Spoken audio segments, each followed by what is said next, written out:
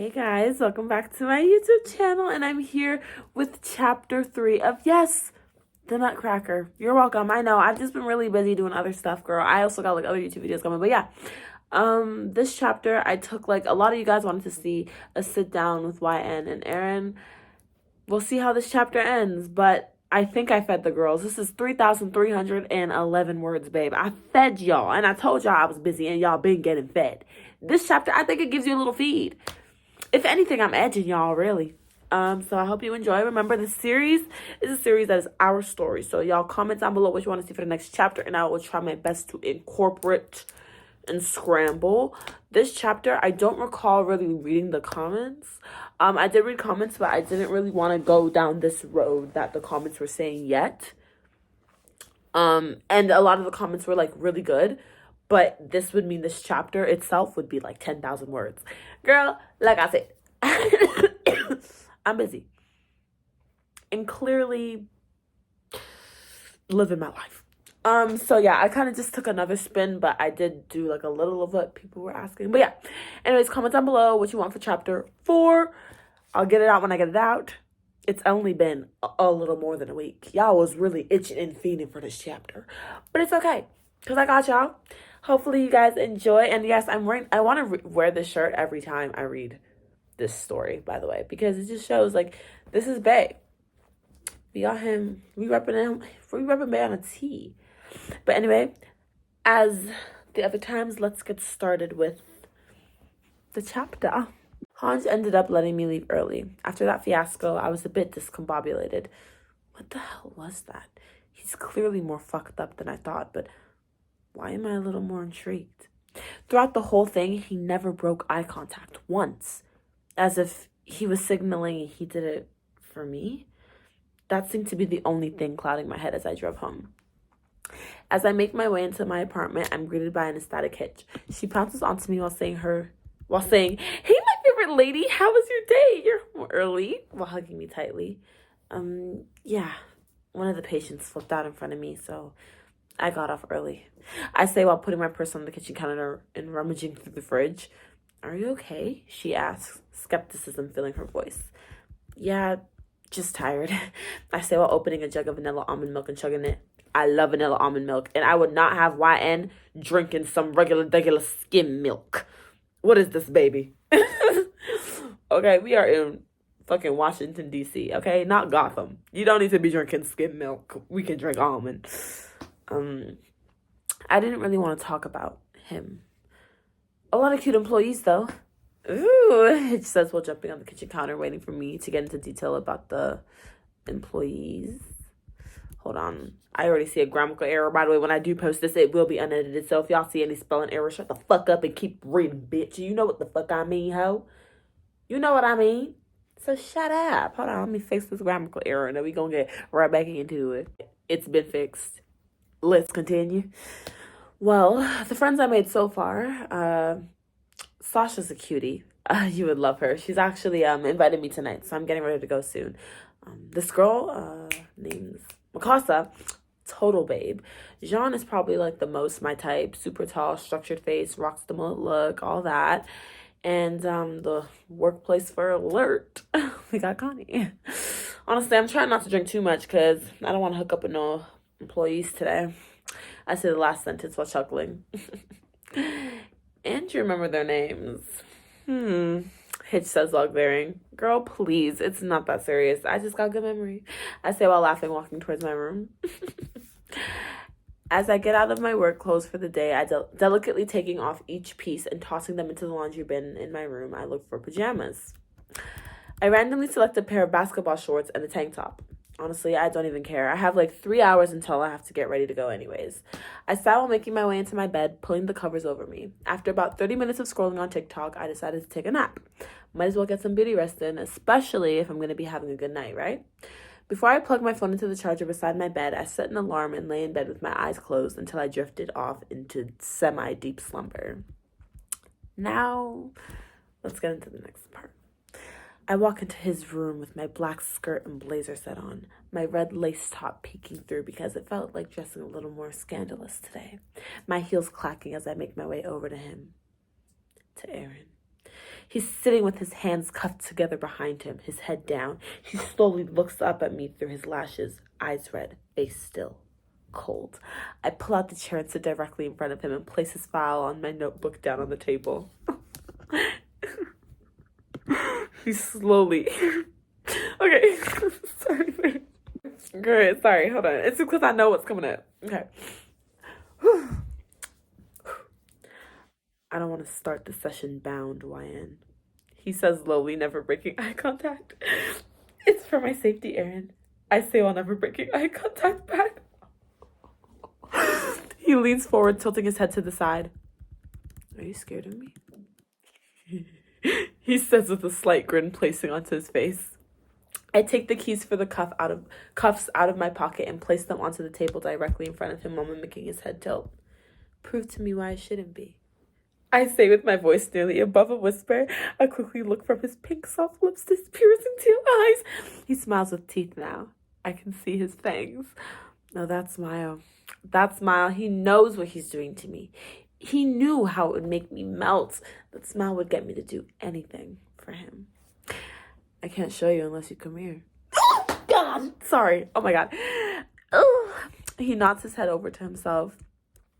While stating, I pull out the chair and make my way over to in front of him. With the space that was in between him and the table, I swiftly sit onto the table, slightly spreading my legs open in front of him. Whew. Both of my feet were placed on the other side of the armrest, so he can see only a peek of my red lingerie from the skirt point of view. Y'all know what I'm talking about. Take me. Okay, sorry. Okay. I catch him glancing at my clothed private. He slowly looks from my area to my face, really raking in my body. What is it you expect me to do if I can't touch you? You have a mouth. If you use it well enough, then maybe I'll trust you. He smiles and licks his lips while biting at them. He then chuckles to himself while pushing his chair back, lowering his face to your entrance. He starts off with kissing my thighs, leaving many love bites. Hold on, pause, because I said your entrance, and it should say my. But sometimes when I write smut, I write it in third person. Okay, anyway. He starts off with kissing my thighs, leaving many love bites. I gasp. One bite hurting a tad more than the others. Come closer, he says, sounding muffled with his head buried into my thighs. I move closer to his head, and he starts using his tongue to tease my clothed kitty. I bite my lip, holding back my moan. I will not let him know how good this feels. He's barely done anything yet. I use my hands to push back the fabric, wincing at the cool air of the room. He chuckles deeply. Someone could have waited, huh? I look down at him, his teal eyes now dark, filled with lust, hunger. After staring at each other, it gets cut off by him abruptly putting his head back in my bliss. Air. This is so weird. Air. This is great, but I want more. I start bucking my hips into his face, practically riding his mouth and nose. You taste so good. I could eat you all day. Oh, God. As I start going faster, he pulls his head back, stopping completely. What? Why? What happened? I say while huffing. Why the fuck did you just stop that nigga? Keep on keeping on. Better keep on eating, because this is a full course meal. Okay, sorry, this is a lot. Take these off. I want to feel you. He says with his face deadpanned, looking at me as though he would hate me if I didn't listen. I put my feet down onto the floor and lean in front of his face, not breaking eye contact once. And if I don't take them off? Silence. He lowly chuckles menacingly while shaking his head. At this point, his ponytail falls out of his now messy bun, and his hair is now fully out. Teasing me isn't a good idea, YN. I was going to say Donnie. YN. But it's okay. I'll teach you how to take orders.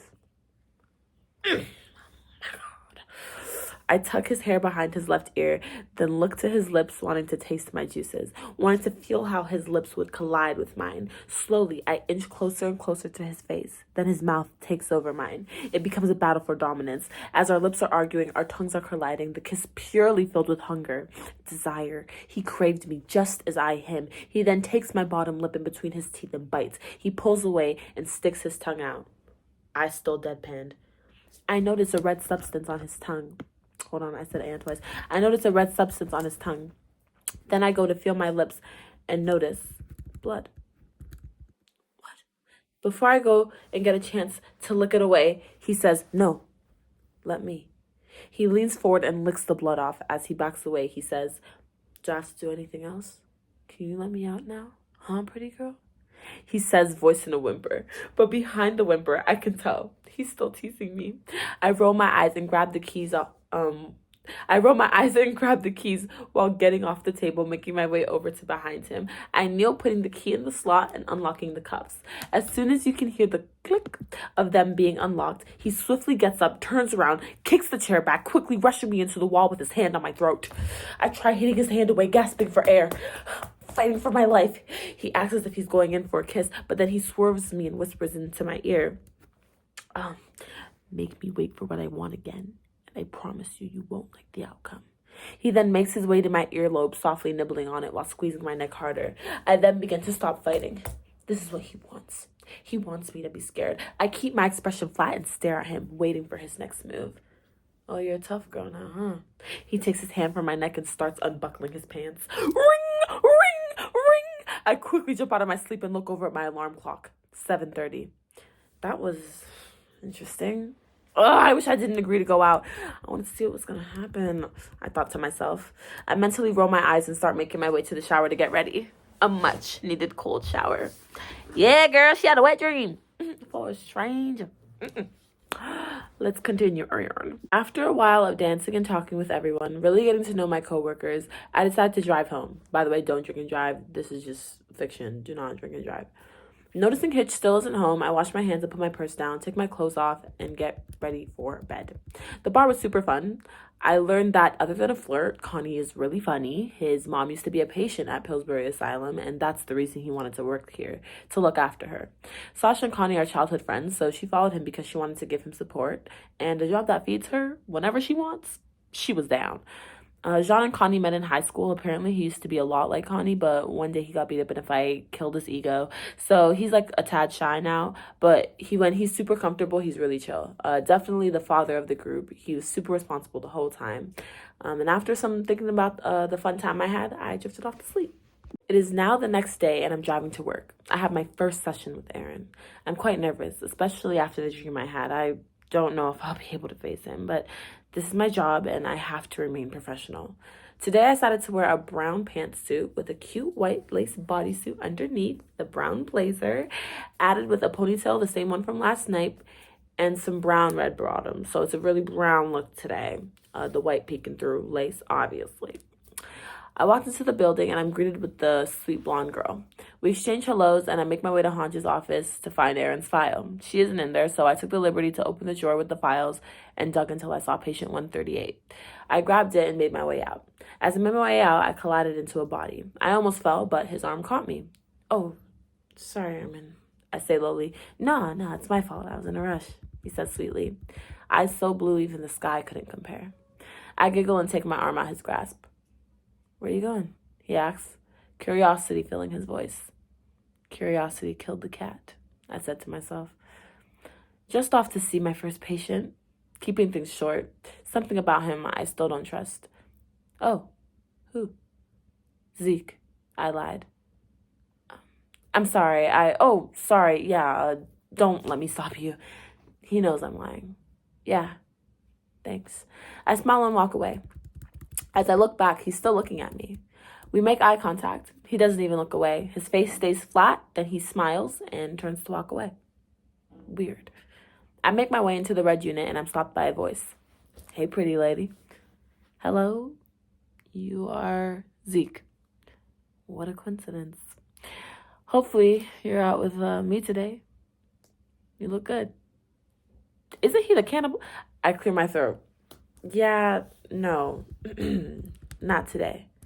The red unit door opens and an employee is making their way towards me. I almost forgot we can't have these one-on-one sessions without them. That's too bad.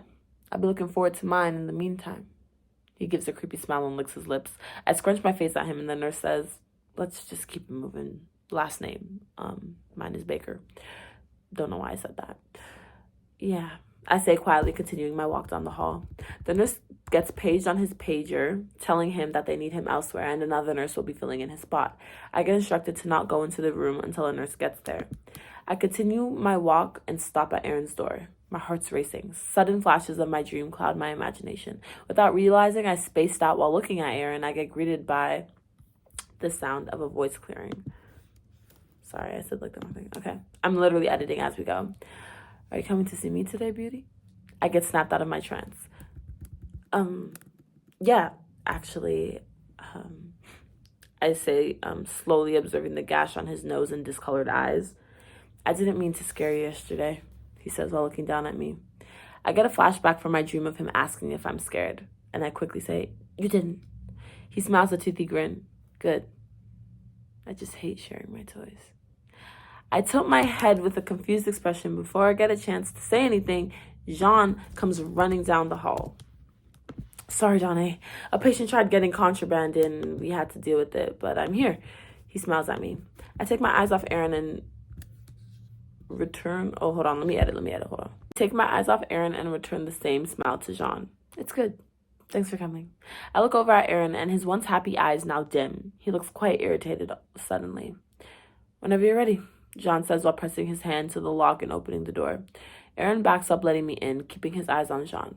As I make my way to the table in his room, I turn around to see Jean cuffing Aaron. No! I accidentally yelled. Huh? Jean says, Aaron faces confusion written all over it. If I want him to trust me, I have to trust him. Aaron slowly smirks while aggressively letting his hands out of Jean's grasp. Well, okay. I'll just be outside this door listening, so if you need anything, Donnie, just call and I'll be there. I smile and nod my head to him, and he makes his way out the room. Aaron's still standing at quite a distance from me. Like I said, we editing as we go, babes. You should be afraid of me. And you should be afraid of me too. I'm the one who wants to work here, who wants to be around people like you. I say back. Doesn't that make you just as crazy? You're just better at hiding it. Silence. What the hell am I supposed to say to that? The fuck? He chuckles slowly and slowly makes his way over to me. He's now standing over me and I'm looking up at him. His tall figure peers down at me. I asked you a question, he says. I'm the only one supposed to be asking questions. Sit. Aaron's POV. Does she know who I am? Only an idiot would let me be unbound in front of them. Stupid, stupid girl. Stupid, beautiful girl. I said sit, she says sternly, still looking up at me. I obey her, not wanting to start a fight. Yet. And that's all for chapter 3, bitches. Yep. Chapter 4 is going to be the evaluation. So feel free to comment, like, the evaluation in the comments, yeah, because I don't know what y'all expect me to do with all this. Like, this is a lot of writing for real. Okay, so feel free to comment the evaluation itself. But yeah, I wanted chapter 4 to be the thing. I just wanted to leave on a little cliffhanger. You know, I do want to start Aaron's POV though. Aaron's POV is hot and obsessive. I like it. But hopefully this chapter is okay. I feel like you guys got fed enough. I got fed. I think it was cute. I feel like it's edging, and I love a good edge. Edging is the way to go. Edging 2022. That's the move. But yeah, hopefully you enjoyed. Remember to comment down below what you want to see for the next chapter. Like I said, it's Aaron's evaluation. So pretty much just the conversation, how that would go, what y'all want to see. Obviously some flirting and sexiness involved. We're almost at 50K subscribers. So thank you guys so much. I'm so excited to hit 50K. So keep subscribing, turning on the post notifications, telling your friends. Let Dawn take over the world. But yeah, hopefully you guys enjoyed this. And remember, I do have other videos, so y'all can watch my story times and stuff. Just reminding y'all. But yeah, thank you for watching this video. Hopefully you enjoyed. Like, comment, share, subscribe. And that was just a little something for the girls.